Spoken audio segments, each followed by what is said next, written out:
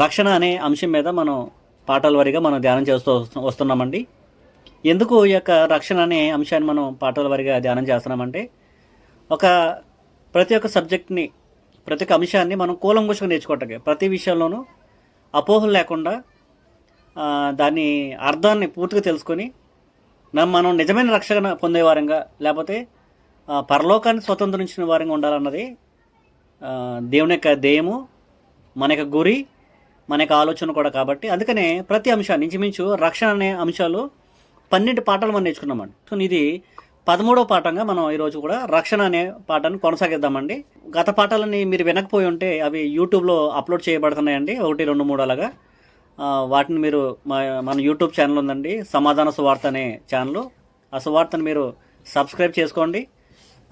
ఇంకా మీ ఫ్రెండ్స్ కూడా షేర్ చేయండి, తెలియని వారికి కూడా తెలిసే రీతిలో ఆ సందేశాలన్నీ బేసిక్ లెసన్స్గా సింప్లిఫై చేసి మీరు ఇతరులకు షేర్ చేస్తే మీరు సువార్తను పంచిపెట్టిన వారే ఉంటారు. కాబట్టి సువార్త పనిలో కూడా పాలిభాగస్తులు ఉంటారు. కాబట్టి విని గ్రహించి ఇతరులకు షేర్ చేసి దాన్ని సబ్స్క్రైబ్ చేసుకుని చేయాలని మేము అందరినీ ప్రభుత్వపెట్టుకుంటున్నానండి. ఈరోజు మనం నేర్చుకునేది ఏంటంటే అంశము రక్షణ 13వ పాఠం అండి. అంటే మనం జాగ్రత్తగా గమనిస్తే రక్షణ అన్నది మనకి అందుబాటులో ఉన్న కాలం అండి. ఉదాహరణకి ఒక వ్యక్తి మన టీవీల్లో అక్కడక్కడ చూస్తామండి, ఒక గొయ్యిల్లో పడిపోతూ ఉంటారండి. ఎప్పుడో తవ్విన లోతైన గొయ్యిల్లో పడిపోతాం, సిమిని గొయ్యిల్లో పడిపోవటం చూస్తూ ఉంటాం అన్నమాట. అవి ఎవరైనా బిడ్డ పాకుతో వెళ్ళిపోయి అందులో పడిపోతారండి. హోల్స్ ఉంటాయి, కిందకి మ్యాన్ హోల్స్లా ఉంటాయండి. అందులో పడిపోయినప్పుడు అందులోంచి ఒక బిడ్డను రక్షించడానికి 2-3 రోజులు పడుతుందండి. ఈ మధ్యలో టెక్నాలజీ ఏమొచ్చిందంటే చైనా వాళ్ళు కనిపెట్టారండి. దాన్ని పక్క నుంచి ఒక డ్రిల్లింగ్ చేసేసి ఒక మిషన్ ద్వారా, డ్రిల్లింగ్ మిషన్ ద్వారా హోల్ చేసి కింద నుంచి మళ్ళీ ఎక్కడైతే ఆ బిడ్డ ఉన్నాడో ఆ కెమెరాస్ పెట్టి ఆ బిడ్డని 2-3 గంటల్లోనే బయటకు వచ్చేస్తున్నారండి. అంటే చచ్చిపోకుండా. అంటే ఆ కాలంలో పక్కన ఒక గొయ్యి తవ్వడానికి చాలా టైం పట్టిందండి. గోతులో పడిపోయిన వ్యక్తిని, లోతైన సిమ్ని గొత్తులో పడిపోయిన వ్యక్తుల్ని, చిన్న చిన్న పిల్లల్ని చచ్చిపోయి ప్రాణాలు పోయండి. కానీ ఇప్పుడు ఏమైందంటే టెక్నాలజీ పెరిగింది కాబట్టి దాన్ని ఈజీగా తీయగలుగుతున్నారు అనమాట. అంటే మనం కూడా పాత నిబంధనలో మనం గమనిస్తే వాళ్ళ రక్షణ అందుబాటులో లేదండి. నేడు రక్షణ అందుబాటులో ఉందండి.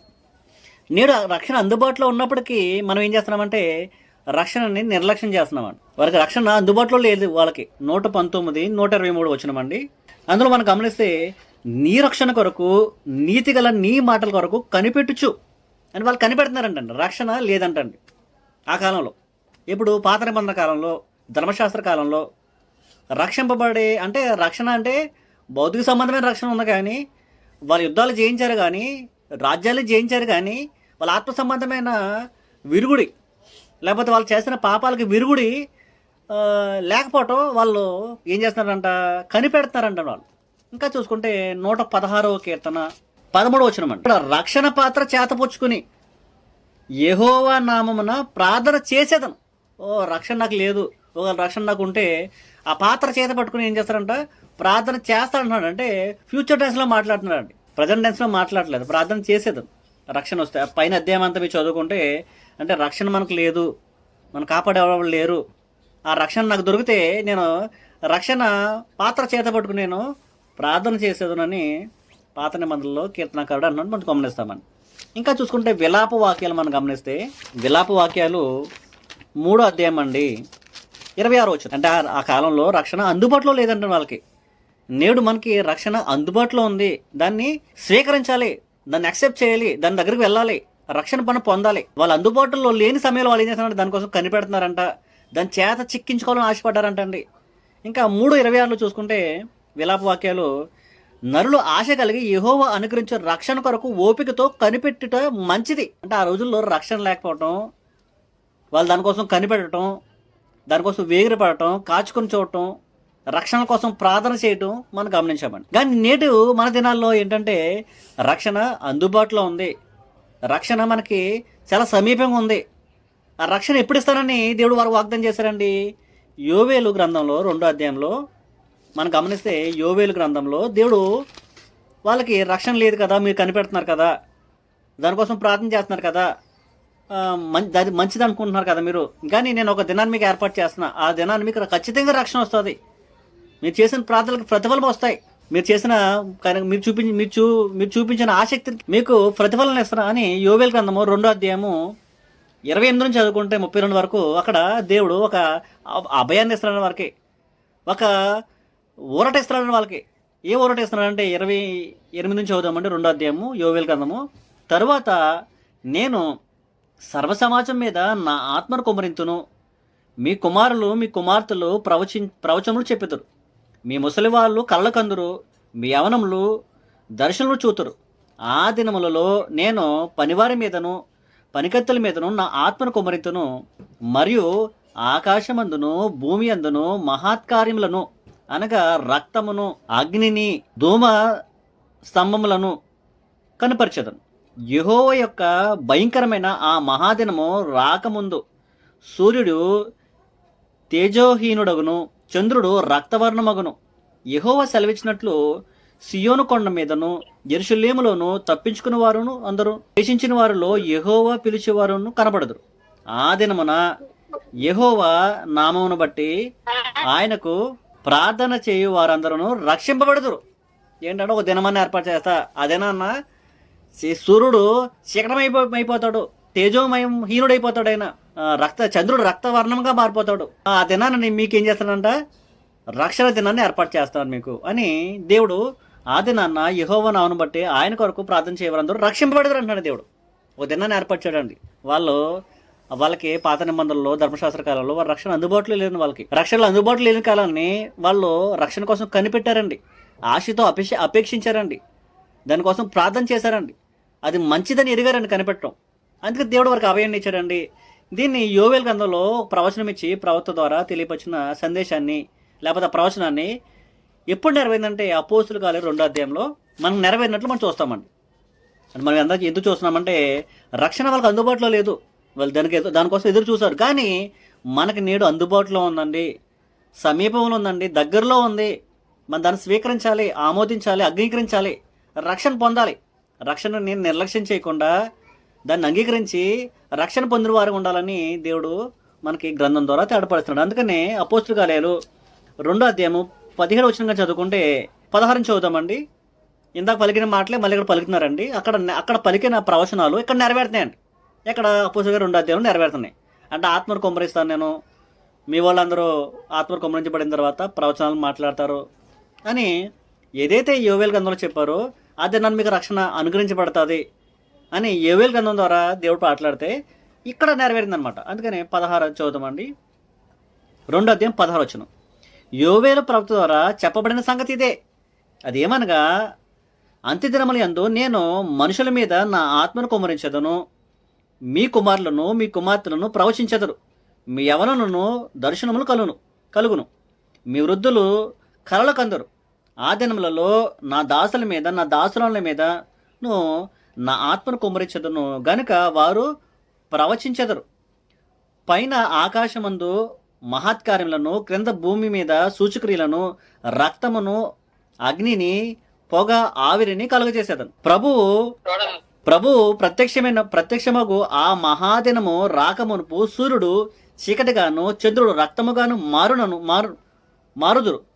అప్పుడు ప్రభు నామను బట్టి ప్రార్థన చేయవారందరూ రక్షణ పొందుదురు అని దేవుడు చెప్పుచున్నాడు కదా. ఆ మాటలే నెరవేరుతానని పేతురు గారు అన్నాడండి. పేతురు గారికి మీద పరిశుద్ధాత్మ కుమ్మరించబడ్డదండి. వాళ్ళు భాషలతో మాట్లాడటం ప్రారంభించారండి. 2వ అధ్యాయం 4 కాడ నుంచి చదువుకుంటే 5 కాడ నుంచి 4-5 కాడ నుంచి అందులోనే అపోస్తలుల 2వ అధ్యాయము. అక్కడ జరిగిన సందర్భం ఏంటంటే పేతురు గారు పరిశుద్ధాత్మ నింపబడిన వారే అన్ని భాషలు మాట్లాడుతున్నప్పుడు అక్కడున్న జనాలు ఏమనుకున్నారంటే మద్యంతో ఉన్నారు, వీళ్ళు మందు తాగేసిన వారు ఇలా మాట్లాడుతున్నారు వేరని వాళ్ళు అనుకుంటుంటే పేతురు గారు ఏమంటారంటే కాదు, యోవేలు గ్రంథంలో దేవుడు చెప్పిన మాట నెరవేర్పు జరుగుతుంది. మీ అందరికీ రక్షణ లేదు కాబట్టి, రక్షణ కోసం కనిపెట్టారు కాబట్టి, రక్షణ కోసం ప్రార్థన చేశారు కాబట్టి, ఆశ కలిగి ఉన్నారు కాబట్టి దేవుడు యోవేలు ప్రవక్త ద్వారా ప్రవచనం చెప్పాడు. ఆ ప్రవచనం ఇప్పుడు నెరవేరుతుంది. ఆ దినమే ఈ దినము అదే దేవుడు చెప్పాడని ఏం చెప్పాడంటే పేతురు గారు తన యొక్క ప్రసంగాన్ని ప్రారంభించడం చూస్తామండి. మనకు ఇప్పుడు అర్థమైంది ఏంటంటే ఏనాడైతే సంఘం ప్రారంభించబడ్డదో, ఏనాడైతే దేవుని యొక్క రాజ్యం ప్రారంభించబడ్డదో ఆ రాజ్యము ద్వారా రక్షణ యేసుక్రీస్తు వారి ద్వారా రక్షణ, పరిశుద్ధాత్మ భూమి మీద రావడం ద్వారా రక్షణ, అపోస్తుల ప్రకటించడం ద్వారా రక్షణ ప్రారంభమైందండి. అదే దేవుడు చెప్పాడు, అప్పుడు ప్రభువు నామాన ప్రార్థన చేయవారందరూ రక్షణ పొందుతురని దేవుడు చెప్పుచున్నాడు కదా. ఆ మాటలు నెరవేరుతున్నాయా అని పేతురు గారు చెప్పడం మనం గమనిస్తాం. అందుకని మనం గమనించింది అంటే రక్షణ ఆనాడు వారికి అందుబాటులో లేదు. గాను ఎవరైతే ఈ అపోస్తలుల గారి 2వ అధ్యాయం తర్వాత బ్రతికున్నారో లేకపోతే ఉన్నారో వారికి రక్షణ అందుబాటులోకి వచ్చేసిందండి. వాళ్ళ సమీపంగా వచ్చేసింది, దగ్గరకు వచ్చేసిందండి. దగ్గరికి వెళ్ళి తీసుకోవాల్సింది. ప్రవచనాలు నెరవేర్పు జరిగిపోయిందండి. కొరింథీయులకు రాసిన 2వ పత్రిక 6వ అధ్యాయము 2వ వచనం గమనిస్తే, అనుకూల సమయమందు నీ మొర నాలకించితిని, రక్షణ దినమందు నిన్ను ఆదుకొంటిని. అంటే మన దేవుడు ఏమంటున్నాడంటే, నేను అనుకూల సమయంలో నిన్ను రక్షిస్తా, నిన్ను ఆదుకుంటా, నీ మొరని వింటా, నేను కాపాడతా అంటున్నాడండి. చాలామందికి రక్షణ అనే విషయాన్ని నిర్లక్ష్యం చేస్తూ బాప్తిసం తీసుకోకుండా, దేవుని దగ్గర రాకుండా, దేవుని దగ్గర ఉండే గొప్ప మేళ్ళను అనుభవించకుండా ఇంకా గోతులోనే, ఎలాగైతే బాలుడు చిన్నపిల్లవాడు గోతులో పడిపోయాడు అనుకోండి, 2-3 రోజులకి ఆ బిడ్డ పసిపిల్లవాడు గాలి ఉండదని కింద, ఆహారం ఉండదండి, పైపుల ద్వారా ఆహారం పంపుతారండి. చూసే ఉంటారు టీవీల్లో, మనకి యూట్యూబ్లో చాలా చోట్ల వస్తూ ఉంటాయండి. ఇంకా గోతుల నుంచి కాపాడలేదు, గొయ్యితో అవుతున్నారు, బుల్డోజర్లు వచ్చినాయి, ఆ బిడ్డ ఇంకా రక్షించబడలేదు, ఊపిరితున్నాడు లేదా అని వాళ్ళ కిందకి ఫ్రీక్వెన్సీ కోసం గుండు చప్పుడు వస్తుందా లేదా అని ఫ్రీక్వెన్సీ కోసం కింద పంపుతారండి. అంటే ఆ బిడ్డని బయటకు తవ్వు తీయడానికి, రక్షించడానికి చాలా టైం పట్టిందండి అప్పట్లో. కానీ ఇప్పుడు టెక్నాలజీ పెరిగింది కాబట్టి దగ్గరలో ఉంది. ఎలాగైతే ఆ బిడ్డ ఎక్కువ కాలం ఆలస్యం చేస్తే ఏమవుతుందంట, ఆ బిడ్డ చనిపోతాడండి. అలాగే మనకిచ్చిన రక్షణని, మనకి దేవుడు అందుబాటులో మనకిచ్చిన రక్షణని మనం బ్రతుకుండగానే మనం ఏం చేయాలంట, దాన్ని పొందుకోవాలి. దీన్ని నిర్లక్ష్యం చేయకూడదండి. దీంట్లో ఉన్న మేలుని మనం అనుభవించకుండా పోకూడదండి. చూద్దామండి 6వ అధ్యాయం 2వ వచనంలో, 2 కొరింథీయుల పత్రిక 6వ అధ్యాయము 2వ వచనంలో కనిపిస్తే, అనుకూల సమయమందు నీ మొరను ఆలకించితిని. పాప వాళ్ళు మొర పెట్టారంట పాత నిబంధనలో, వాళ్ళు మొరను ఆలకించారంటండి. వాళ్ళు చేసిన మొరను బట్టే, వాళ్ళ భక్తులు, పాత నిబంధనలో భక్తులు వాళ్ళు జీవించిన విధానాన్ని బట్టి, వాళ్ళు చేసిన మొరను బట్టి దేవుడు వాళ్ళపై దయ చూపించి రక్షణ భాగ్యాన్ని భూమి పంపించండి యేసుక్రీస్తు వారి ద్వారా. ఇప్పుడు వాళ్ళ చేసిన ప్రార్థనలు, వాళ్ళు చేసిన యాచనలు, వాళ్ళు కనిపెట్టిన రీతిని బట్టి మనం ఈరోజు ఏమవుతుందంట, మనం మేళ్ళు పొందుకుంటున్నామండి. ఏదో మనం ప్రార్థన చేస్తామో అని బట్టి దేవుడు మనకి యేసుక్రీస్తుని పంపించలేదండి. ఆనాడు అబ్రహాము పిల్లలు ఇశ్రాయేలీలు దేవుడు మొరపెట్టారు కాబట్టి వారు మొరను విని వారు రక్షించాలని వారి ఆపేక్షని, వారి ఆశని నెరవేర్చడానికి భూమి మీద రక్షణ పంపించారండి. ఇప్పుడు రక్షణ మనకు కూడా అందుబాటులో ఉందండి. అందుకే మనం ఏం చేయాలంటే దాన్ని స్వీకరించాలి, దాన్ని ఆలస్యం చేయకూడదు, నిర్లక్ష్యం చేయకూడదు. అనుకూల సమయమందు నీ మొరను నాలకిచ్చితిని, రక్షణ దినమందు నిన్ను ఆదుకుంటని అని ఆయన చెప్పుచున్నాడు కదా. అంటే ఇది ఎక్కడో మాట్లాడాడండి. పాత నిబంధనలో జరిగిన సంగతి అనేది. పాత నిబంధనలో ధర్మశాస్త్ర కాలంలో ఎవరో భక్తులు మాట్లాడారండి, నువ్వు నా మొర పెట్టావు కదా, నువ్వు కనిపెట్టావు కదా, ఎదురు చూస్తావు కదా రక్షణ కోసం, నేను నీకు అనుకూల సమయంలోనే నీకు రక్షణ ఇస్తానా అని దేవుడు చెప్తున్నాడు. ఇదిగో ఇప్పుడే మిక్కిలి అనుకూల సమయం, ఇప్పుడు మనం చెప్తున్నాడండి. పౌలు గారు ఏమంటారంటే, దిస్ ఇస్ ద టైం అంటున్నాడండి. అప్పుడు వాళ్ళు మొరపెట్టారు, పాపం వాళ్ళకి దొరకలేదు. అనుకూల సమయం దేవుడు ఇస్తానంటున్నాడు కానీ వాళ్ళు దొరకలేదు. కానీ పౌలు గారు ఏమంటున్నారంటే, ఇప్పుడే మిక్కిలి అనుకూల సమయము, ఇదిగో ఇదే రక్షణ దినం, ఈరోజేనండి, ఈరోజే రక్షణ దినము అని మనకి పౌలు గారు చెప్తున్నారన్నమాట. ఈ మాటలు ఎక్కడ ఉన్నాయంటే యెషయా గ్రంథం 49వ అధ్యాయంలో యేసుక్రీస్తు వారి గురించి ప్రవచనాలు ఉన్నాయండి. యెషయా గ్రంథం 49వ అధ్యాయంలో యేసుక్రీస్తు గురించి ప్రవచనం ఉన్నాయండి, సంఘం గురించి ప్రవచనం ఉన్నాయండి, అదో రక్షణ గురించి ప్రవచనం ఉన్నాయండి, రక్షింపబడిన వారి యొక్క స్థితి గురించి ప్రవచనం ఉన్నాయండి. 49వ అధ్యాయంలో యెషయా గ్రంథంలో ఈ మాటలు కనపడతాయండి. ఏ మాటలండి? ఇప్పుడు మనం చదువుతున్నాం కదా, ఇదిగో ఇప్పుడే రక్షణ మిక్కిలి అనుకూల సమయము, ఇదిగో ఇదే రక్షణ దినం అంటున్నాం కదా. ఈ మాటలు యెషయా గ్రంథం 49వ దగ్గర చూద్దాం. పాత నిబంధనలో రక్షణ అందుబాటులో లేని వారు వాళ్ళు పలుకుతుంటే, తాపత్రయపడుతుంటే, దానికోసం దొరికేస్తే పట్టేసుకోవాలనుకున్నారండి. వాళ్ళు రక్షణ పాత్ర చేత పట్టుకుని నీకు ప్రార్థన చేస్తానయ్యా అని భక్తులు గిడగలాడుతున్నారండి. రక్షణ కోసం కనిపెడతాం మంచిదని భక్తులు పాత నిబంధనలో ప్రజలతో మాట్లాడుతున్నారండి. 49వ అధ్యాయం చూడండి. 49వ అధ్యాయం, యెహోవా ఎలాగ సెలవిస్తున్నాడు, అనుకూల సమయమందు నేను నీ మొరను ఆలకించి నీకుత్తరం ఇచ్చితిని. అంటే అది ప్రవచన గ్రంథం అంటది. యెషయా గ్రంథం ప్రవచన గ్రంథము. అదేం మాట్లాడుతున్నాడు? జరిగిపోయినట్టు మాట్లాడుతున్నాను, కానీ అది జరగలేదండి. ఎప్పుడు జరుగుతుందంటే కొత్త నిబంధనలో జరుగుతుందండి. అది అంటే ప్రవచనం చెప్తున్నాడు అనమాట, ఒక దినాన్ని జరుగుతుంది అలాగా, నీ మొర నేను ఆలకిస్తా ఆ దినం ఏంటంటే రక్షణ దినమందు నిన్ను ఆదుకొంటిని. బయలువెల్లుడి అని బంధింపబడిన వారితోనూ, బయటికి రండని చీకట్లో ఉన్న వారితోనూ చెప్పుచు దేశమును చక్కపరిచి పాడైన స్వాస్యములను పంచిపెట్టుటకై నిన్ను కాపాడి ప్రజలకు నిబంధనగా నియమించితని. అంటే యేసుప్రభు గురించి దేవుడు మాట్లాడుతున్నాడండి. అది యెషయా ప్రవక్త రచిస్తాడండి గ్రంథంలో. ఏమంటాడంటే, నిన్ను నియమిస్తున్న నిబంధనముగా నియమిస్తా, యేసుప్రభు వారిని నియమిస్తున్నాడని దేవుడు.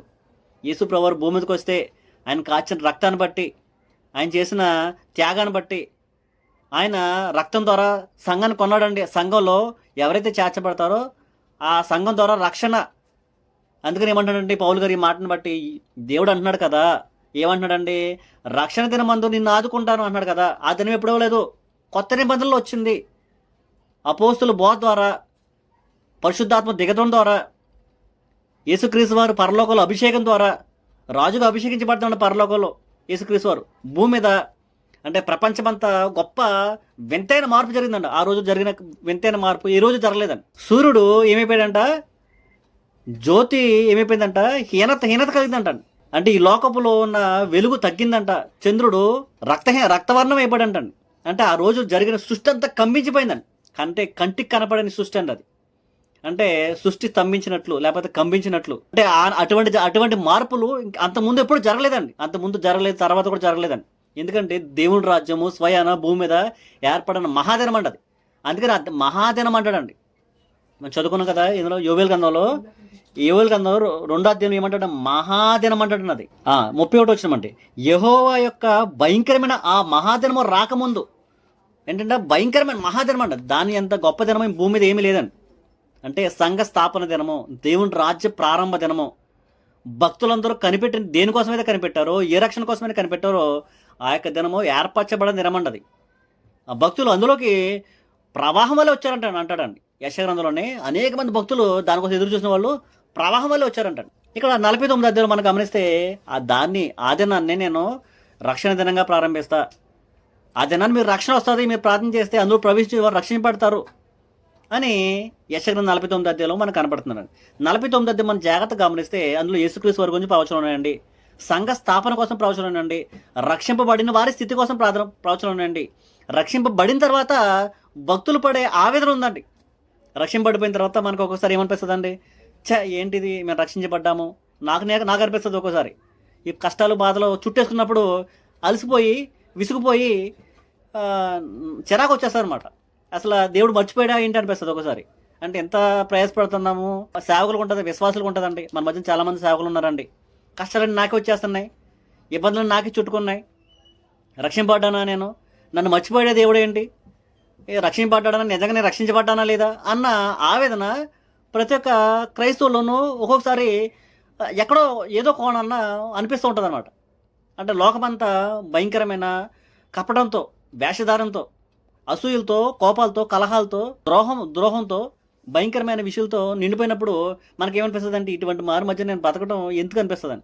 నేను ఎంత మేలు చేసినా నాకు కీడు చేస్తున్నారు వీళ్ళు, నన్ను ఏంటి నేను మేలు చేస్తాను నాకు కీడు ఎదురవుతుంది అని ఒక్కొక్కసారి మన పరిస్థితి అయినప్పుడు కూడా దాన్ని కూడా దేవుడు స్పందించి, మీరు కంగారు పడొద్దు, రక్షింపబడిన వాళ్ళారా మీకు కష్టం వస్తుంది, శ్రమ వస్తుంది, కానీ కంగారు పడొద్దు, దేవుడు మీరు మర్చిపోడు అని అభయాన్ని కూడా ఇస్తూ 49 అధ్యాయాన్ని చాలా చక్కగా మాట్లాడాడు.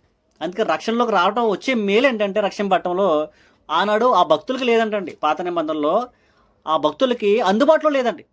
కానీ గొప్ప మహాదినాన్ని ఈ యొక్క రక్షణ అందుబాటులో చేశారు మనకి అపోస్తలుల 2వ అధ్యాయంలో. ఈ అందుబాటులో ఉన్న రక్షణ మనం ప్రార్థన చేసి స్వీకరించి దానికి లోబడి బాప్తిసం పొంది రక్షించబడవచ్చండి.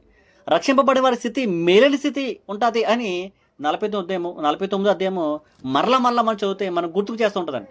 49 అధ్యాయము మొదటి నుంచి చదువుకుంటే, ద్వీపములారా నా మాట వినుడి, దూరమునున్న జనులారా ఆలకించుడి. నేను గర్భమును పుట్టగానే యెహోవా నన్ను పిలిచెను, తల్లి నన్ను ఒడిలో పెట్టుకున్నది మొదలుకొని ఆయన నా నామమును జ్ఞాపకం చేసుకున్నాడు. అంటే యేసుక్రీస్తు వారు మాట్లాడుతున్నట్లు యెషయా ప్రవక్త మాట్లాడుతున్నాడు. అంటే యేసుక్రీస్తు వారు గురించి మాట్లాడుతున్నారండి. అవి యేసుక్రీస్తు వారు మాట్లాడినట్లు ప్రవక్త మాట్లాడుతున్నాడు. ఏంటంట, తల్లి గర్భంలోనూ ఉండగా నన్ను పిలిచాడు దేవుడు, నేను పుట్టగానే నన్ను జ్ఞాపకం చేస్తున్నాడు, నా నామాన్ని జ్ఞాపకం చేస్తున్నాడని యేసుక్రీస్తు వారు మాట్లాడుతున్నారండి. అది 6వ వచనం చూడండి. మీరు ఇంటికి వెళ్ళిన తర్వాత 49వ అధ్యాయం 2-3 సార్లు చదివితే మీకు ఎంతో ఆదరణ కలుగుతుందండి. రక్షింపబడిన వారికి గొప్ప ఆదరణ కలిగించే మాటలు అందులో ఉంటాయండి. అంటే రక్షణ పొందటానికి మనం వేగిరపడాలి. రక్షణ పొందిన తర్వాత మన స్థితిగతులు మారపోవచ్చండి. అంటే మన భౌతిక సంబంధమైన స్థితులు మారకపోవచ్చండి. ఆత్మ సంబంధమైన స్థితి మెరుగుపడిపోతుందండి. అది మన కంటికి కనపడకపోవచ్చండి, భౌతికంగా మనం తెలియకపోవచ్చండి. అది కానీ ఆత్మ సంబంధమైన స్థితిలో మనం చికాకులు కానీ, ఇబ్బందికి కానీ, ఆవేశాన్ని కానీ, బాధ కానీ, నిట్టూర్పు కానీ, నిరుత్సాహానికి కానీ గురవకుండా ఉండడానికి 49వ అధ్యాయము గొప్ప ఆదరణ ఇస్తుంది అనమాట. రక్షింపబడిన వారి స్థితి మేలేని స్థితి. దేవుడు మర్చిపోయారనుకున్నారు కానీ మర్చిపోలేదు అని మరొకసారి దేవుడు చెప్పగానే చెప్తున్నాడు. 49లోనూ 6వ వచనం చూద్దామండి. నీవు యాకోబు గోత్రపు వారిని ఉద్ధరించినట్లు ఇశ్రాయేలులో తప్పిపోబడిన వారిని రప్పించినట్లు నా సేవకుడవై యుండుట ఎంతో స్వల్ప విషయము. బూదిగంతం వరకు నేను కలుగు చేయు రక్షణ నాకు సాధనమగునట్టుగై అన్ని జనులకు వెలుగై ఉన్నట్లు నిన్ను నియమించున్నాను. అంటే ఏంటంటే రక్షణకి సాధనం ఎవరంటే యేసుక్రీస్తు వారంట. అన్ని జనులకు వెలుగుగా నియమించారంటండి ఆయన. ఎవరిని? యేసుక్రీస్తు వారిని దేవుడు నియమించారంట. ఇంకా చూస్తుంటే ఇశ్రాయేలులకు విమోచకుడును పరిశుద్ధ దేవుడు యెహోవా మనుషుల చేత నిరాకింపబడిన వాడును, జనులకు అసహ్యుడును, నిర్దయాత్మల సేవకుడును వారితో ఎలాగ సెలవిచ్చున్నాడు. అంటే ఆయన అసహ్యుడు అంటాడు. యేసుక్రీస్తు వారు జనులకు అసహ్యంగా ఉన్నాడంట. నిర్దయాత్మ కలిగి నిర్దయాత్మలకు ఆత్మలకు ఏమన్నాడంట? సేవకుడుగా ఉన్నాడంట అండి. అంటే వాళ్ళకి ఆయనకి ఏం చెప్తున్నాడు? యెహోవా నమ్మకమైన వాడినయ్యును ఇశ్రాయేలుల పరిశుద్ధ దేవుడు నిన్ను ఏర్పరచుననియు రాజులు గ్రహించి లేచెదురు. అంటే నిన్ను ఏర్పరచుకున్నాడు దేవుడు యేసుక్రీస్తు వారిని రాజులు గ్రహించి లేస్తారంట అండి. రాజుల సహితము ఆయన్ని అంగీకరించే పరిస్థితి. అధికారులు నీకు నమస్కారం చేసేదారు. ఒక అధికారం ప్రపంచమంతా నమస్కారం చేసిందండి. రాజులు గ్రహిస్తారంటండి యేసుక్రీస్తు వారిని. ఈయన ద్వారాగానే రక్షణ ఏర్పడ్డది. ఇటువంటి వాడు ముందు లేడు, ఇటువంటి వాడు తర్వాత లేడు అని ఎవరైతే ఆయన్ని పొడి చేశారో, ఎవరైతే ఆయన్ని చంపేశారో, మరణంకి అప్పగించారో వారే యేసుక్రీస్తు వారి దగ్గరకు వచ్చి చరణం గచ్చామన్నారండి. ఇంక 8వ వచ్చిందో మనకు తెలిసిందేనండి. యెహోవా ఎలాగ సెలవిచ్చున్నాడు? అనుకూల సమయమందు నేను నీ మొరను ఆలకించదని, నీకు ఉత్తరం ఇచ్చదని, రక్షణ దినమందు నిన్ను ఆదుకుంటుని, బయలువెల్లుడి అని బంధింపబడిన వారితోనూ, బయటికి రండని చీకట్లో ఉన్న వారితోనూ చెప్పుచు దేశమును చక్కపరిచి పాడైన స్వాస్యములను పంచిపెట్టుడికై నిన్ను కాపాడి ప్రజలకు నిబంధనగా నియమించదని. అంటే ఎవరైతే చీకట్లో, అంధకారంలో ఇంకా రక్షణ పొందకుండా, రక్షణ దూరంగా ఉండి పాపం వాళ్ళకి రక్షణ అందుబాటులో లేక వాళ్ళు దొరకక వాళ్ళు ఆవేదన పడ్డారండి. ఈరోజు రక్షణ మనకు అందుబాటులో ఉన్నప్పటికీ రక్షణను మనం స్వీకరించకుండా ఇంకా చీకట్లోనే మగ్గిపోతూ, ఇంకా పాడైపోయిన స్వాస్థ్యాలను మనం బ్రతుకుతూ, పై భౌతిక సంబంధంగా బాగుండి అనుకుంటున్నారే కానీ ఆత్మ సంబంధమైన స్థితి దిగజారిపోయిన స్థితి. మన ఆత్మక రక్షణ అవసరము. ఆ రక్షణ కోసం అనేక మంది భక్తులు కనిపెట్టారు, వేడుకున్నారు.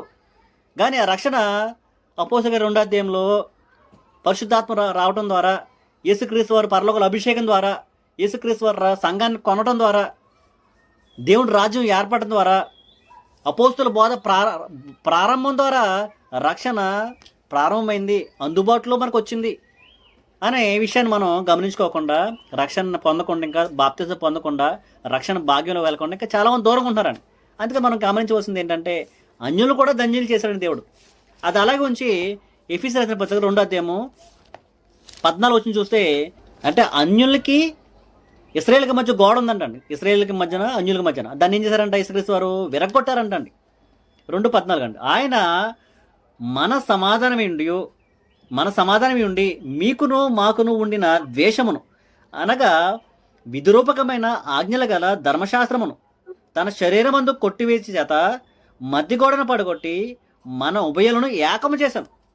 యేసుక్రీస్తు వారు ఏంటంటే ఉభయాలను ఏకపరిచారంట. అన్యుల్లో అవకాశం లేదండి, దేవుని దగ్గరికి వెళ్ళే అవకాశం లేదండి, రక్షణ లేదండి. కానీ ఏం చేశారంట? అడ్డుగోడను తీశారు యేసుక్రీస్తు వారు. రక్షణ భాగ్యాన్ని మనకు కూడా అందించాడండి అడ్డుగోడను తీసేసి. అందుకనే మనం గమనించవలసింది ఏంటంటే మనం చాలా జాగ్రత్తగా 49వ అధ్యాయం, యెషయా గ్రంథం 49వ అధ్యాయం మనం చదివితే 9-10 వచనం చదివితే అక్కడ ఏముందంటే రక్షణ పొందిన వారు మేలేని స్థితి ఉందండి. రక్షణ పొందిన వారు అనుభవించే స్థితి అని, మేలైన స్థితి. ఆ స్థితి మన కంటికి కనపడపోవచ్చండి. చూడండి 9 చూద్దామండి. వారిని మార్గములలో వారు మేయుదురు, చెట్లు లేని మిట్టెలన్నింటి మీద వారిని మేపు కలగచేతను.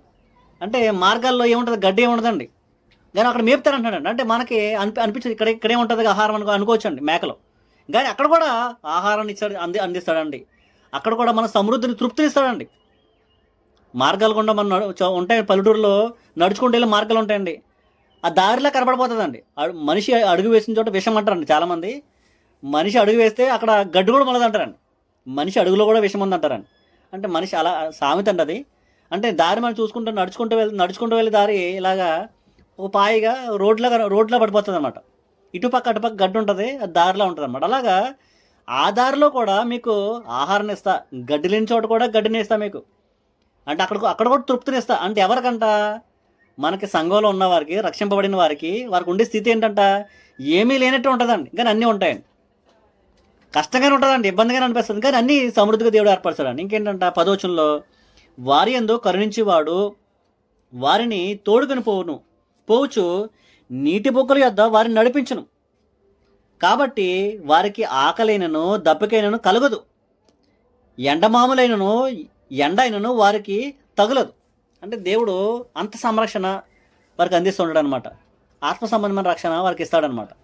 వారికి మేలు కలగజేస్తారండి. మేలైన స్థితిలోకి వస్తున్నారు, రక్షింపబడినారు. 12 చూసుకుంటే, చూనుడి మీరు దూరం నుండి వచ్చుచున్నారు, వీరు ఉత్తర దిక్కు నుండి పడమట దిక్కు నుండి వచ్చుచున్నారు, వీరు సీనియుల దేశం నుండి వచ్చుచున్నారు. ఎక్కడెక్కడి నుంచో వస్తారంటే దీంట్లోకి. అంటే అన్ని నాలుగు దిక్కుల నుంచి ఈ రక్షణ పొందడానికి, రక్షణ భాగ్యం పొందడానికి, సంఘంలోకి, దేవుని యొక్క సంఘంలోకి, దేవుని రాజ్యంలోకి ప్రవేశించి రక్షణ పొందుతారంటండి. ఇంకా కింద చూసుకుంటే 14 చూసుకుంటే, అయితే సియోను యెహోవా నన్ను విడిచిపెట్టి ఉన్నాడు, ప్రభువు నన్ను మరిచున్నాడని అనుకొనుచున్నది. ఏంటంట? నన్ను మర్చిపోయాడు దేవుడు, ఇన్ని చేస్తాను అనుకుంటుందంట సియోను. అంటే సంఘంలో ఉన్నవారు కొంతమంది, చాలామంది ఇబ్బందులు బట్టి, కష్టాలను బట్టి, వచ్చిన అవరోధాలను బట్టి ఏమనుకుంటారంట? నన్ను మర్చిపోయాడు ఏమనుకుంటారంట. అటువంటి వాళ్ళకి అభయం వేస్తున్నాడు దేవుడు ఆయన మాటల ద్వారా. 15 ఈ వచనము ఎవరైతే రక్షింపబడతారో, ఎవరైతే దేవుని వాక్యాన్ని అంగీకరిస్తారో, ఎవరైతే అపోస్తుల బోధన అంగీకరిస్తారో, ఎవరైతే నిజంగా రక్షణ పొందుతారో, ఎవరైతే ఆత్మరక్షణ పొంది సంఘంలో చేర్చబడతారో వారి విషయమే దేవుడు ఏమన్నాడంటే, మిమ్మల్ని మర్చిపోలే. మీ భౌతిక సంబంధంగా ఇబ్బంది ఉండొచ్చు, కష్టాలు ఉండొచ్చు, కానీ 15 ఏమంటున్నాడంటే, స్త్రీ తన గర్భమును పుట్టిన బిడ్డను కరుణింపకుండా తన చంటి పిల్లను మరుచునా? అంటే పుట్టిన పిల్లోడిని తల్లి మర్చిపోతుందా అని ప్రశ్న వేస్తున్నాడండి గ్రంథకర్త. 16 ఏమంటున్నాడు? చూడుము, 15 చివరిలైనండి, వారైనా మరుచుదురే కానీ నేను మరువను. అంటే దేవుడు ఒకసారి రక్షింపడిన తర్వాత ఆయన సంరక్షణలో, ఆయన కాపుదల్లో ఎంత గొప్ప భాగ్యం ఉండో చూడండి. చంటి బిడ్డనైనా మర్చిపోతారు కానీ తల్లులు నేను మాత్రం మర్చిపోను అంటాడు. చంటి బిడ్డలు ఎప్పుడు మర్చిపోతారండి? మర్చిపోతారు. ఎప్పుడు మర్చిపోతారంటే పొద్దునంతా ఆడిస్తారు, లాగిస్తారు, పాలిస్తారండి, అన్నీ ఇస్తారండి. కానీ రాత్రి నిద్రపోయినప్పుడు మర్చిపోతారు. రాత్రి నిద్రపోయినప్పుడు తల్లి అక్కడ నిద్రపోతుంటే మర్చిపోతుందండి. పిల్లోడు అక్కడ పక్కన పడుకుంటాడు. కొన్ని సందర్భాల్లో పిల్లోడు కింద పడిపోతూ ఉంటాడండి. కొన్ని సందర్భాల్లో ఆ తల్లి పిల్లోడి మీద పడుకుని పిల్లోడు చచ్చిపోయిన పరిస్థితులు కూడా ఉన్నాయండి చిన్నపిల్లలు. అందుకని ఏం చేస్తారంటే, పిల్లలు పుట్టినప్పుడు కొత్తగా మొదటి కాన్పులు ఏం చేస్తారంటే తల్లిల పక్కన పడుకోబెట్టరండి. ఎందుకంటే పొరపాటున వాళ్ళ మీద పడుకుని పోతారు, వీళ్ళు అలవాటు లేదు కదా అని తల్లి పక్కన పడుకోబెట్టరండి. పెద్దవాళ్ళు ముసలోళ్ళ పక్కన పడుకోబెట్టుకుంటారండి. అంటే తల్లినే మర్చిపోతుంది కానీ నేను మాత్రం రక్షింపబడిన వారిని, మిమ్మల్ని ఎన్నడూ మర్చిపోను. ప్రతి కష్టం వస్తుందా, ఇబ్బంది వస్తుందా, శ్రమ వస్తుందా, అందులో కూడా మీకు తోడే ఉంటా. ఇంకా చూసుకుంటే 16 చూడుము, నా అరిచేత మీద నేను చెక్కుని ఉన్నాను, నీ ప్రాకారములు నిత్యము నా ఎదుటనున్నవి. అంటే అరిచేతులు దేవుడు చెక్కున్నాడంట. ఎవరైతే రక్షింపడతారో వారికి ఎంత గొప్ప భాగ్యం ఉందండి. నీ పేరుని, నీ గురించి, నీ జీవితం గురించి, నీకు జరిగే పరిస్థితులన్నింటినీ దేవుడి చేతులు ఉన్నాయండి. దేవుడు అరిచేతులు చెక్కున్నాడు మనల్ని. అంటే దేవుడిచ్చే రక్షణ అంత గొప్పదండి. ఆ రక్షణలోకి మనం అడుగు పెట్టాలి. పాత నిబంధన భక్తులకి ఇది అందుబాటులో లేదు, కానీ వారు ఏం చేశారంట? దానికోసం కనిపెట్టారంట అండి, ప్రార్థన చేశారంట. వారికి దొరకలేదంటే అది. కానీ ఒక అభయాన్ని ఇచ్చాడు దేవుడు వారికి. ఏమిచ్చాడు అభయాన్ని? నేను మీకు రక్షణ దినాన్ని ఏర్పాటు చేస్తా. ఆ రక్షణ దినాన్ని ఈ సంఘటనలు జరుగుతాయి. అది దేవుడు భయంకరమైన మహాదినం అన్నాడండి యోవేలు గ్రంథంలో. ఆ మహాదినము నా రక్షణ మీకు అందుబాటులో ఉంటుంది. రక్షింపబడాలి, రక్షణలోకి మీరు ప్రవేశించాలి, సత్యవాక్యాన్ని మీరు స్వీకరించాలి. అప్పుడు మీరు చీకటిలోంచి వెలుగులోకి, ఆ పాడైపోయిన శ్వాసంలోంచి నిజమైన దేవుని సొత్తైన ప్రజలుగా మీరు మార్చబట్టాకి మీరు ప్రవేశించబడాలి అని దేవుని వాక్యం మనం పిలిపిస్తుంది. అందుకని ఇదే అనుకూల సమయము, నేడే రక్షణ దినమని పౌలు గారు ఆ యెషయా గ్రంథంలో ఉన్న మాటల్ని కోడ్ చేసుకుంటూ కొత్త నిబంధనలో మాట్లాడుతున్నారు. అంటే పాత నిబంధనల భక్తులు వాళ్ళకి అందుబాటులో లేకపోవటం వల్ల దానికోసం కనిపెట్టారు, ప్రార్థన చేశారు, ఆశ కలిగి ఉన్నారు. దేవుడు వారి కోసం ప్రవచించాడు, మీకు అందజేస్తానని. కానీ వారు దాంతో పొందుకోలేకపోయారు. నేడు మనకి దాన్ని అందుబాటులో చేశాడు దేవుడు యేసుక్రీస్తు వారి ద్వారా. ఆయన కార్చిన రక్తం ద్వారా, ఆయన చేసిన త్యాగం ద్వారా దేవుడు మనకు అందుబాటులో అందించాడు అది రక్షణ. కానీ మనం ఏం చేస్తున్నామంట? నిర్లక్ష్యం చేస్తున్నామంట. కానీ మనం ఏం చేయాలంట? నిర్లక్ష్యం చేయకుండా, దాన్ని అలక్ష్యం చేయకుండా దాన్ని స్వీకరించేవారు ఉండాలండి. అందుకని ముగ్గురు వ్యక్తులు చూద్దామండి. ముగ్గురు వ్యక్తులు ఉన్నారంట అండి. రక్షణ వాళ్ళు ఏం చేశారంట, ఎలా స్వీకరించారు, ఎలా నిరాకరించారో మనం చూద్దాం. లూకాసు సువార్త 12 అధ్యాయం మనం గమనిస్తే అక్కడ ఒక ధనవంతుడు ఉంటాడండి. లూకాసు సువార్త 12 అధ్యాయము 16 వచనం అండి. మరియు ఆయన వారితో ఇలాగ ఉపమానం చెప్పారు. ఒక ధనవంతుని భూమి సమృద్ధిగా పండెను. అప్పుడు అతడు, నా పంట సమకూర్చుకుంటుని నాకు స్థలము చాలదని గనుక నేనేమి చేతునని తనలో తాను తలంచుకుని నేను ఇలాగ చేతును. అంటే తనకు చాలా ధనం వచ్చేసిందంట, చాలా ఆస్తి బాగా పండేసిందంట. అప్పుడు తనలో తను అనుకుంటున్నాడు, నేనేం చేయాలనుకుంటున్నాడంటండి, నా కొట్లు విప్పి వాటికంటే గొప్ప వాటిని కట్టించి అందులో నా ధాన్యమంతటిని, నా ఆస్తిని సమకూర్చుకుని, నా ప్రాణమా అనేక సంవత్సరములకు విస్తారమైన ఆస్తిని నీకు సమకూర్చబడి ఉన్నది, సుఖించుము, తినుము, త్రాగము, సంతోషించమని చెప్పుకుంది అనుకున్నాను. తను ఏమంటాడంట, నా కొట్లన్నీ, నా స్టోరేజ్లన్నీ బాగా ఇప్పేసి ఇంకా పెద్ద పెద్ద కట్టుకుని నాకు వచ్చిన ఆస్తి అంతా కూడబెట్టుకుంటా. నా ప్రాణానికి చాలా సంవత్సరాలు నాకు ఆస్తి కలిగేసింది, అందుకే నా ప్రాణమా, తినుము, తాగము, సుఖించమని తనలో తాను చెప్పుకుంటున్నాడంట. అందుకే 20 వచనం ఏమంటున్నాడండి, అయితే దేవుడు, వెర్రివాడ, ఈ రాత్రి నీ ప్రాణమును అడుగుచున్నాడు, నీవు సిద్ధపరిచినవి ఎవని వగునని అతనితో చెప్పి, దేవుని ఎడల ధనవంతుడు కాక తన కొరకే సమకూర్చుకున్నవాడు అలాగే ఉండనని చెప్పాను. అంటే దేవుడు ఏం చేశాడంటే రక్షణ మనం సమకూర్చుకోవాలని, నిర్లక్ష్యం చేయకూడదండి. ఈ రోజు రాత్రి మనం వాయిదా వేసాము పొందాంలే అని ఏమవుతుందంట, రక్షణ కోల్పోతామండి. ఆనాడు రక్షణ లేదు పాపం వాళ్ళకి, రక్షణ కోసం వేడుకున్నారండి. ఇక ధనవంతుడు ఏం చేశాడంట, తన ధనాన్ని కూర్చుకుంటున్నాడు, లోక సంబంధమైన విషయాల్ని. రక్షణ పక్కన పెట్టాడు, దేవుని పక్కన పెట్టాడండి.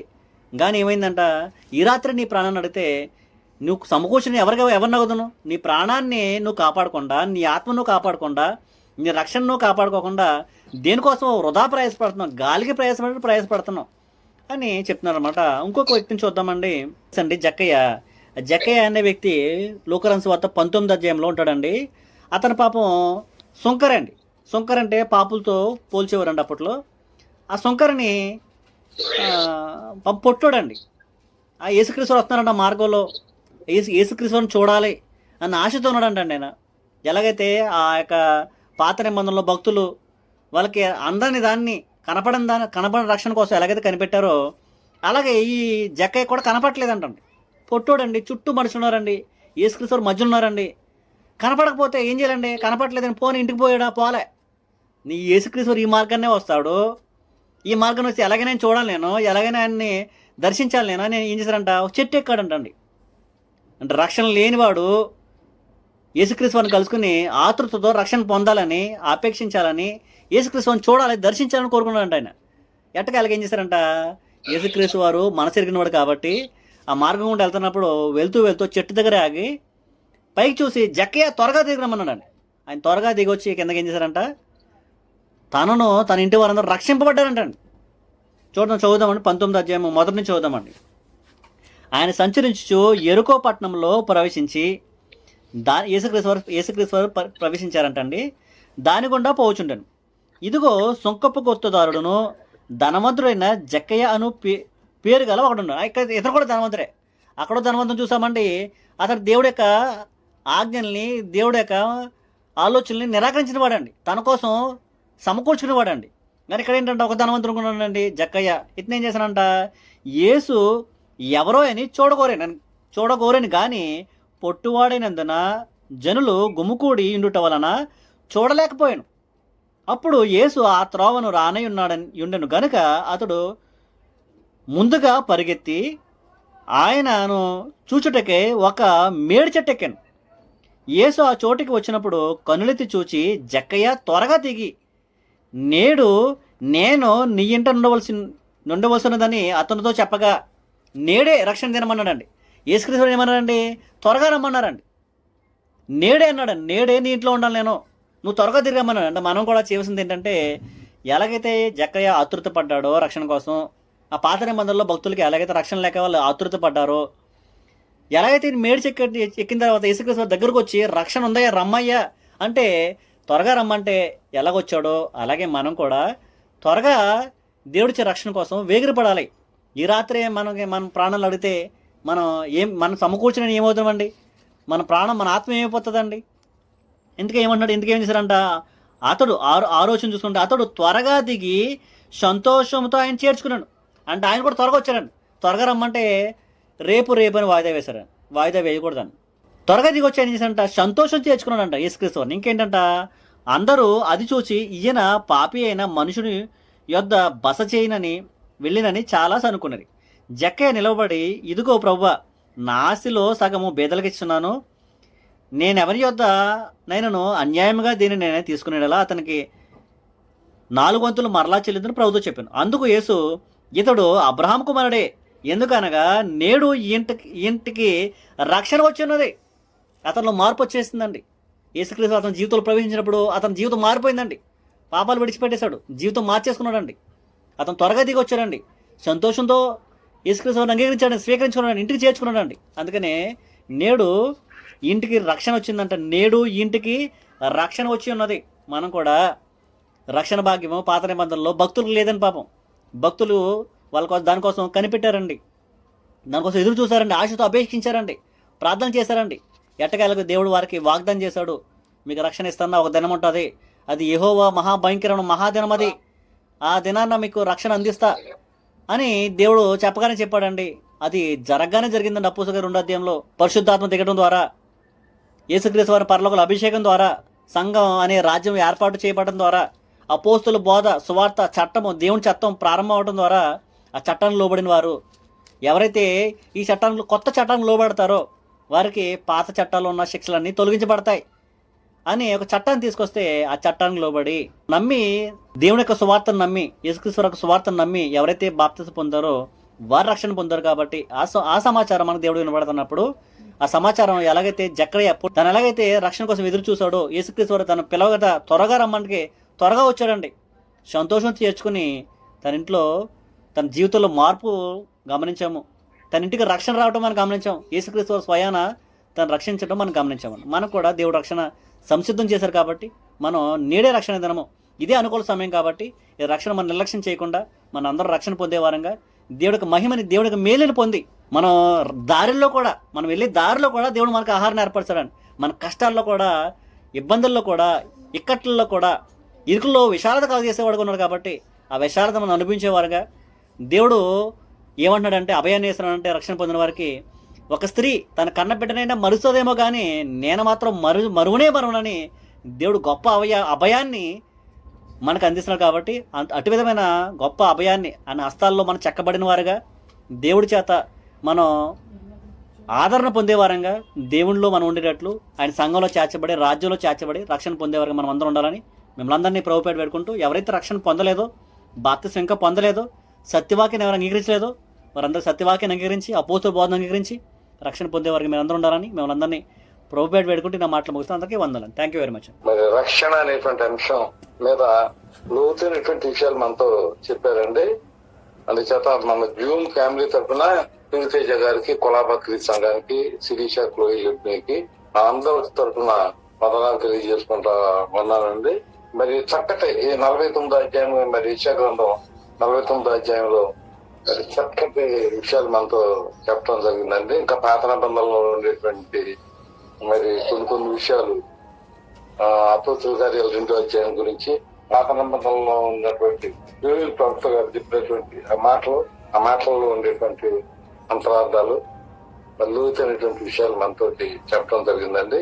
నిజమే పాత నిబంధనలో ఎవరికీ కూడా ఈ రక్షణ అనేటువంటిది ఎవరికి కూడా అందుబాటులో లేదు. వాళ్ళు ఏం చేస్తున్నారంటే పరిచయం చేస్తున్నారు. నేను మొన్న మీతో వాక్యంలో చెప్పానండి, 1 Peter 1:12 పరిచయం చేస్తున్నారండి. ఏంటి మార్గాది ఇది కొత్త నిబంధనలో ఉండేటువంటి వాళ్ళకి అని ఆ పాత నిబంధనలో ఉండేటువంటి ప్రవర్తలు, పరలోకంలో నుంచి దేవదూతలు పరిచయం చేస్తామన్నారు. చూసారు, ఈ రోజున మరి ఇప్పుడు ఈ రోజున మనకు అది రక్షణ సిద్ధంగా ఉందండి. మరి జక్కయ్య గారు ఏం చెప్పారంటే, యేసుప్రభువు ఏం చెప్తున్నారు, నేడు నీ ఇంటికి తక్కినట్టుందయ్యా. చూసారు, 1000 పని ఇల్లు నేను వాయిదా వేసినటువంటి పని లేదండి. అందుచేత చాలా మంది నిరాశ నిస్పృహల్లో ఉన్నటువంటి వాళ్ళని కూడా దేవుడు ఆదరిస్తాడు అని మనకు బాగా మంచి హెచ్చరికలు ఇచ్చారండి. చూసారా, ఎంతో మంది సేవకులు మరి జూములో ఉన్నటువంటి వాళ్ళు వాళ్ళకి ఏదైనా ఇబ్బంది ఉన్నప్పుడు మరి మనకు ఒక దేవుడు ఉన్నాడని, ఆ దేవుడు మన కష్టాల్లో మన ఇబ్బందుల్లో ఆయన జోక్యం చేసుకుంటాడని మనకి ప్రార్థన అనేటువంటి సాధన ఇచ్చాడు కదా దేవుడు. మరి వీళ్ళు తేజ గారు చెప్పారండి, ప్రార్థన ద్వారా మనం చక్కగా ఎన్నైనా మనం సాధించవచ్చండి. ప్రార్థన అనేటువంటి ఒక ఫోన్ కాల్ కొడితే చాలండి, తప్పకుండా దేవుడు మనకి రిప్లై ఇచ్చేటువంటి వాడుగా ఉంటాడని మరి ప్రియులు తేజ గారు చెప్పారండి. ఆయన మర్చిపోయేటువంటి వాడు కాదండి. ఆయన మనల్ని ఎప్పుడు కూడా మర్చిపోడు ఆయన, కానీ మనం మర్చిపోతామండి. కీర్తన 103లో చెప్పుకున్నాం కదా, ఆయన చేసిన ఉపకారాలు మనం మర్చిపోతాం. ఆయన ఇదివరలో ఎన్నో మేలు చేశాడు, అవన్నీ కూడా మర్చిపోతాం. అయితే దేవుడు మర్చిపోయేటువంటి వాడు కాదు అని నేను ప్రత్యేకంగా మనవి చేస్తా ఉన్నాను. ఇంకా లోక 12:16 కూడా మరి చక్కగా అక్కడ మరి ధనవంతుడి గురించి చెప్పారండి. నాకు ఎంతో సంతోషమైంది. చూసారు, అక్కడ ధనవంతుడు అక్కడ ఖాళీ లేదంట. అసలు నాకు ఆ మైండ్ లోకి వెళ్ళిపోయిందండి. ఆయనకి కుట్లు కట్టుకున్నాడు, అంటే ఖాళీ లేనంతగా ఉందండి ఆయన యొక్క సంపద. ఖాళీ లేదు. ఏమంటే ఖాళీ లేనటువంటి పరిస్థితి అక్కడ చూస్తే ఏమంటే 14 లోకరాజ్యం వార్తలో క్రీస్తు సంఘం ఖాళీగా ఉందండి. చూసారు, అక్కడక్కడికి వెళ్ళి పేరు వాళ్ళని, గుడ్డు వాళ్ళని ఇలాందరినీ పిలుస్తున్నాడండి. ఆ దేవుడు పిలుచురా మాట్లాడు. చూసారు, ప్రభుత్వ రొట్టె తయారు చేస్తున్నాం మనం, సగం మిగులుతుంది అంటే ఇంకా తినేవాళ్ళు వస్తే ఆ రొట్టె కూడా అయిపోతుంది కదా. సంఘం అంతా ఖాళీ అయిపోతుంది, క్రీస్తు సంఘాలు ఖాళీగా ఉన్నాయండి. చూసారు, ఇక్కడ మరి 12-16 ప్రియులు చెప్పారండి. అదంతా ఆయనకైతే ఖాళీ లేదు. అక్కడ ఈ లోక సంబంధంగా ఉండేటువంటి ధనవంతులకి ఖాళీ లేదు. మరి కొట్లు బోళ్ళని ఉన్నాయి, మళ్ళీ పాత కొట్లు తీసేసాడు. మా అంటున్నాడు అక్కడ, మా అనే పదమే అంటున్నాడు తప్ప దేవుడు ఇచ్చాడు అని అంటం లేదండి. మరి అందుచేత మంచి వాక్యం చెప్పారండి. ఈరోజు ప్రశాంతమైనటువంటి వాక్యం సూర్యతేజ గారు చెప్పారు. మరి ఇట్లా మళ్ళీ చక్కగా ఇంటి దగ్గర మెడిటేట్ చేయాలని మనం చేస్తాను. ప్రార్థన చేసుకుందాం. పరలోకమందున మా తండ్రి, మీకు వందనాలు నాయన. బైబిల్లో ఉండే నీ మనసు ఏంటో, మీ చెత్త ఏంటో, మీ ఆజ్ఞలు ఏంటో లోతుగా మీరు మాకు తెలియజేసినందుకు మీకు వందనాలు, స్తోత్రాలు తెలియజేసుకుంటా ఉన్నాం నాయన. మా అండర్స్టాండింగ్ ఓపించేయండి నాయన. బైబిల్ ఏదో చదవటం కాదు, రీడింగ్ కాదు, స్టడీయింగ్ కాదు, మేము మెడిటేట్ చేయడానికి అంటే ధ్యానం చేయడానికి మీరు సహాయం చేయాలని మేము ప్రత్యేకంగా మేము ప్రార్థన చేస్తా ఉన్నాం. మరి పాత నిబంధనలలో ఉన్నటువంటి కొత్త నిబంధనలు మేము చూడగలిగినట్లు సహాయం చేయాలని మేము ప్రత్యేకంగా మేము ప్రార్థన చేస్తాం. మీరు దాసుడితున్న వాక్యాన్ని బట్టి మీకు వందనాలు. ప్రతిష్టం చేయండి జూమ్ కార్యక్రమాలని. మరి జూమ్ ఫ్యామిలీని కూడా పెంచండి. కొంతమంది మంచం మీద ఉన్నారు నాయన, వాళ్ళకి మంచి ఓర్పు సహనం ఇవ్వండి నాయన. వారందరిని కూడా బలపరచండి. నిరాశ నిస్పృహల్లో ఉన్నారు సేవకులు, అయితే కొంతమంది ఇబ్బందుల్లో ఉన్నారు నాయన. మరి వాళ్ళకి ఆర్థికంగా కూడా కావాల్సినటువంటి ప్రతి అక్కర కూడా మీరు తీర్చాలని మేము ప్రత్యేకంగా మేము ప్రార్థన చేస్తాము నాయన. మరి వాళ్ళు మాకు ఫోన్ చేయటం కాదు కానీ, లేదా మాకు మెయిల్స్ పెట్టడం కాదు కానీ నాయన, నీకే డైరెక్ట్ గా ఫోన్ చేయగలిగినట్లు, ప్రార్థన అనేటువంటి ఆ సాధనం ద్వారా నీకు ఫోన్ చేయనట్లు వారిని ఆయుధపరచాలని యేసుక్రీస్తు నామమున నా బ్రతుకులాడి వేడుకొంచున్నాం మా ప్రియ పరలోక తండ్రి. ఆమేన్. ఆమేన్. ఆమేన్.